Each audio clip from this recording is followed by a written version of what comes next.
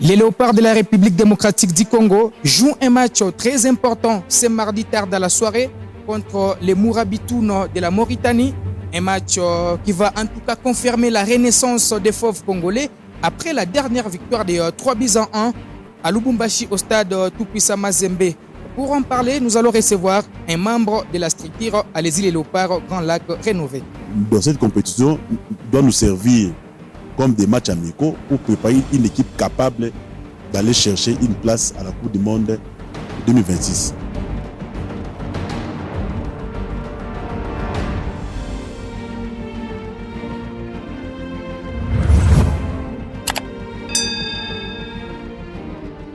Je l'ai dit dès l'annonce, les Léopards de la RDC jouent un match très important ce mardi en déplacement devant la Mauritanie. Aujourd'hui, on revient sur la dernière victoire des Léopards de la RDC et les matchs de ce mardi avec un membre de la structure Allez-y les Léopards Grand Lac rénové. C'est un amoureux du football. Il aime les sports congolais depuis qu'il est trop jeune. Pamphile Bontamba, bonjour et bonne arrivée. Bonjour, monsieur le journaliste, et merci pour l'invitation. Alors, aujourd'hui, les Léopards jouent un match très important après la victoire à Lubumbashi. On peut parler d'un réveil tardif des Léopards après deux défaites consécutives, respectivement face au Gabon et le Soudan. Oui, au début, c'était un peu difficile. Hein. On avait perdu 2 matchs. Mais comme le championnat se joue à 6 matchs, il restait encore 4 matchs et on a gagné le 3e match la fois dernière et aujourd'hui c'est le 2e match. Donc on espère avoir une 2e victoire. Bon, je pense que ça ne sera pas facile, mais avec la volonté, avec la détermination que j'ai vue au match aller contre la Mauritanie, je pense qu'on pourra faire quelque chose aujourd'hui. Alors, après la victoire du Soudan face au Gabon, aujourd'hui, dans ces groupes, ça va un petit peu compliquer les Léopards puisque le Gabon va rester en tête avec 7 points, suivi par les Soudan 6 points, la Mauritanie 3e avec 4 points. Les Léopards sont bons derniers avec 3 points. Possible de rêver une qualification? Bon, moi je pense qu'il faut pas, on ne doit pas se mettre beaucoup de pression par rapport à cette compétition. On a eu un nouveau staff technique. Il a en train de travailler pour reconstruire l'équipe. Alors, on doit rester calme, on doit rester posé. Si on se qualifie, d'autant mieux. Si on ne se qualifie pas, mais l'essentiel qu'on a commencé à travailler peut-être pour chercher une place à la Coupe du Monde 2026. Les règles qu'on avait commis quand on avait nommé Hector Cooper comme sélectionneur principal, on lui avait mis la pression de se qualifier à la Coupe du Monde. À chaque fois qu'il y avait une mission, je disais ça. On ne doit pas mettre beaucoup de pression au staff technique qui travaille calmement pour reconstruire l'équipe. Notre objectif, c'est de jouer la Coupe du Monde prochaine. Et dans cette compétition, doit nous servir comme des matchs amicaux pour préparer une équipe capable d'aller chercher une place à la Coupe du Monde 2026. Avec 9 équipes pour le moment, c'est possible que la RDC puisse se qualifier. À 5 places, on était à des doigts de la qualification, à 2 reprises même. On nous avait éliminé face à la Tunisie et au Maroc. Avec 9 places, je pense, si on est sérieux, s'il y a de la volonté, s'il y a de l'organisation, on peut se qualifier. Alors, pour cette compétition ici, pour moi, si on se qualifie, tant mieux. Si on ne se qualifie pas, mais l'essentiel, donc on ait une équipe capable de nous amener à la Coupe du Monde ou pourquoi pas aller gagner les prochains CAN. Sébastien Desabre, sélectionneur national, a réussi quand même à convaincre quelques binationaux.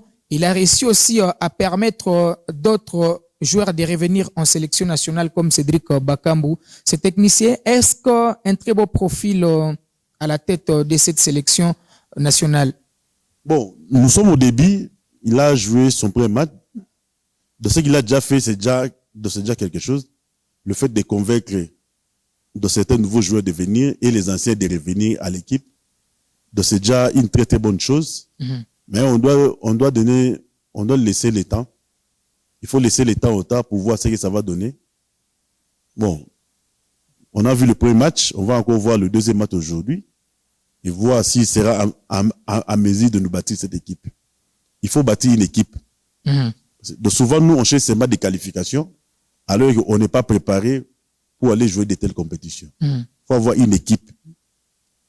Pas avoir une composition de joueurs. C'est-à-dire tel joue en France, tel joue en Allemagne, de tel joue, oui. Là, c'est bien. Mais nous devons avoir une équipe donc capable de nous faire rêver. Il a joué son premier match, on lui donne l'état. On ne doit pas être pressé. Il a d'abord fait un grand travail pour réunir de tous ces joueurs-là. Maintenant, les plus importants, c'est de chercher l'homogénéité au sein de cette équipe pour nous permettre vraiment de faire quelque chose. Ça fait très longtemps qu'on continue à pleurer. Ça fait très longtemps qu'on commence à jouer les CAN difficilement. La Coupe du Monde, n'en parlons même pas depuis 1974.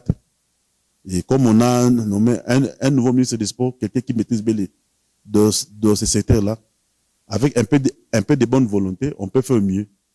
Qu'on laisse l'État. Bon, je ne sais pas si il va faire quelque chose, tant mieux. Au cas contraire, on pourra toujours revenir à notre Ibenge national pour venir nous qualifier à la Coupe du Monde. Alors, Président, on ne peut pas parler, bien sûr, de la sélection nationale sans évoquer la Fédération congolaise de football association. L'instance qui gère le football congolais est actuellement dans les visères de la FIFA. Peut-on dire que Donatien Tshimanga et son comité ont totalement échoué? Ils ont failli à leur mission, ils n'ont pas fait du bon travail. En voyant seulement la manière dont notre football est organisé, on peut dire exactement que ces gens-là ont échoué. Ils n'ont pas fait mieux. Ils n'ont pas fait rêver les Congolais. Nous, on pensait qu'ils devaient faire mieux. Quand on voit d'autres fédérations, la fédération sénégalaise de football, ils viennent de gagner trois coupes d'Afrique. On voit qu'il y a des séries, il y a des organisations. On voit le série de la fédération ou son organisation à partir des championnats. Quand on voit nos championnats, c'est regrettable. On a perdu, on était éliminé ici avec les I-23. De ces joueurs ont failli même mourir à cause de la médiocrité, à cause de l'incompétence de ceux qui dirigent notre football. Donc, comment expliquer une équipe qui a été disqualifiée? La FECOFA, elle connaît tout. Mais ils ont pris l'inscription, le pays a dépensé de l'argent, de tout en sachant qu'on n'était pas éligible pour jouer cette compétition à cause de la disqualification pour le dossier de Arsène Zola. Mais ils ont laissé les choses comme ça. Dans un pays sérieux, dans un pays normal, de ces gens-là devraient être en prison. Le pays a dépensé de l'argent. De cet argent-là, on peut même amener ça ici à l'Est pour donner aux déplacés de guerre. Et même donner ça aux militaires.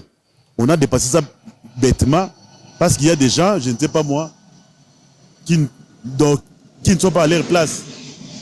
Alors déjà comme ça, je pense qu'ils ne méritent même pas d'être à la fédération. Il est temps, bon, j'ai attendu qu'il y aura les sauts au mois de juillet. C'est le moment le plus important pour bouter dehors tous ces aventuriers qui ont fait reculer notre football. Donc ce n'est pas normal.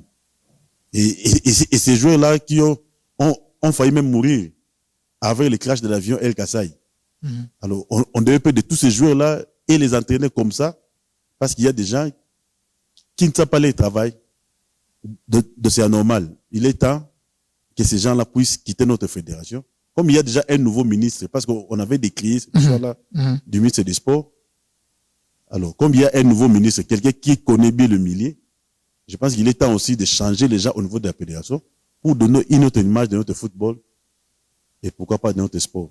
Et à qui peut redonner encore cette image au football congolais pour finir à la tête de la FECOFA? Bon, jusque-là, on ne sait pas. Les gens ne sont pas encore de prononcer. On attend les différentes candidatures. À partir de là, on pourra avoir une idée claire, exacte de ce qui va se passer. Bon, le problème de notre pays aussi, on peut choisir, on peut aller aux élections comme ça, et les gens, vous choisissez des gens donc, qui n'ont rien à voir avec le football. Des gens qui viendront non pas pour aider le football à aller de l'avant, mais ils viendront pour des voyages. Parce que quand vous voyez dans cette fédération-là, de ce comme on a transformé dans cette structure à une agence de voyage, où les gens viennent là pour chercher l'argent, acheter des véhicules et faire des voyages avec les copines. Or, ce n'est pas normal. On n'a pas besoin de ces gens-là. Des gens qui ne viennent pas pour avoir l'argent, qui ne viennent pas pour se faire connaître. Mais ils viennent avec la volonté d'aider le football à aller de l'avant. Et là, on attire l'attention de tous ceux qui seront des électeurs. Tu as une seule voix, mais sache que quand tu vas aller voter, tu votes pour l'avenir de ces pays, l'avenir de notre football. Il ne faut pas aller voter parce qu'on vous donne un $100, parce qu'on vous loge dans un hôtel de luxe de tu viens de la province, on te trompe avec un véhicule pour faire tes courses, on te loge dans un hôtel de luxe, et là tu donnes des voix comme ça, sans réfléchir. Là, c'est pas normal.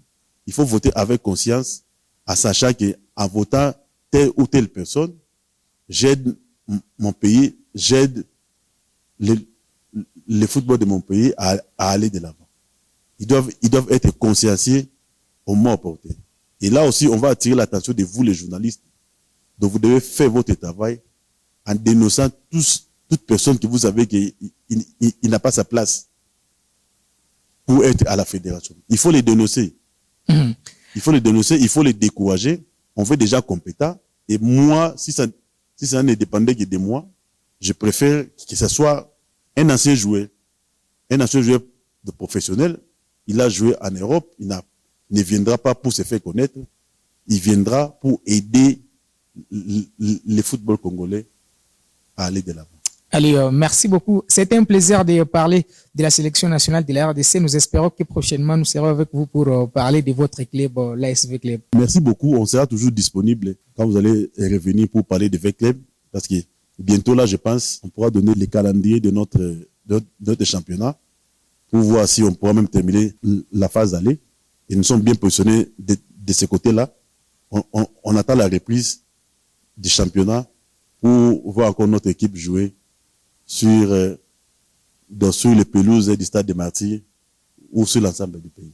Allez, ça sera tout pour cette production sportive d'aujourd'hui sur Kivu Morning Post TV. Aujourd'hui, nous étions avec un membre de la structure Allez-y les Léopards au Grand Lac rénové, puisque les Léopards jouent un match très important ce mardi à Nouakchott. Prochainement, nous serons avec lui pour parler de VEC Club, puisqu'il est deuxième vice-président du comité de soutien de l'AS VEC Club en province du Nord Kivu.